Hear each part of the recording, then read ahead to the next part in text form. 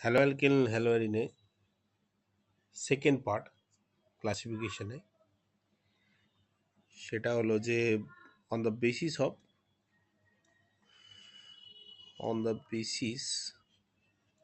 কি বেসিসে না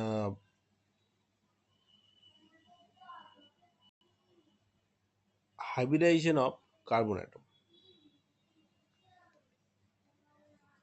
ঠিক আছে,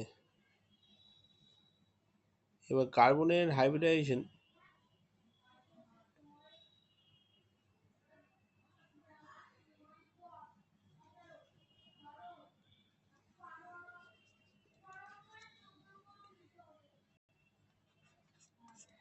হাইব্রিডাইজেশন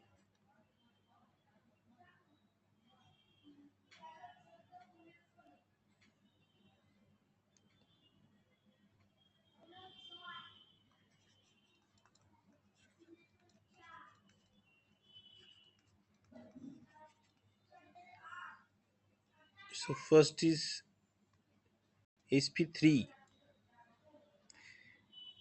এবার কার্বনের sp3 হাইব্রিডাইজেশন কখন হয়? যখন সে চারটে সিঙ্গেল বন্ড করে। এবার এখানে একটা এক্স আছে, মানে হ্যালোজেন আছে। ঠিক আছে, এখানে যা খুশি যে কোনো গ্রুপ থাকতে পারে, হাইড্রোজেন থাকতে পারে বা অন্য কোনো গ্রুপও থাকতে পারে। তাহলে এই ধরনের এগুলোকে আমরা বলবো সিম্পল অ্যালকিল হ্যালাইড। ঠিক আছে, যেখানে কার্বনের সাথে হ্যালোজেন আছে এবং ওই কার্বনটা সবকটা সিঙ্গেল বন্ড করেছে।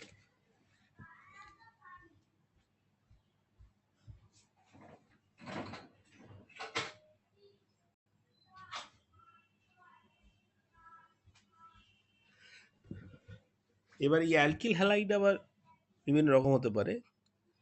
প্রাইমারি হতে পারে, প্রাইমারি বা এক ডিগ্রি হ্যালাইড, যেমন যেখানে কার্বনটা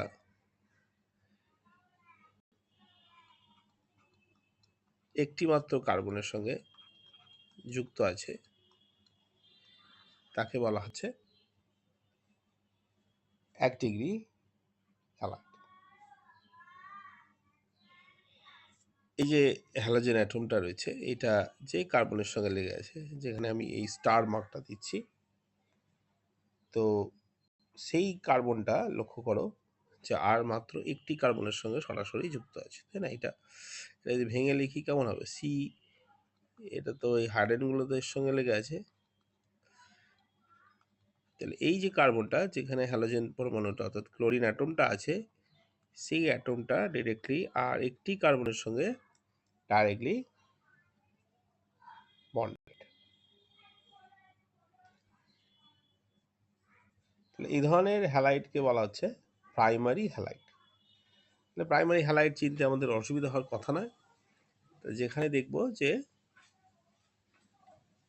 একটা কার্বনের সঙ্গে লেগে আছে, আবার অনেক সময় একটা কার্বনের সঙ্গে না থাকলেও সেগুলোকে প্রাইমারি বলে, যেমন মিথাইল ক্লোরাইড, এগুলোকেও প্রাইমারি বলা হয়।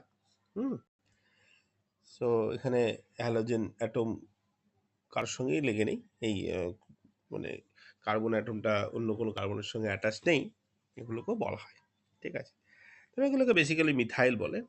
এটা হচ্ছে মিথাইল, এটা তো methyl group, so methyl chloride, এই গ্রুপটা মিথাইল। এবার সেকেন্ডারি কোনটা?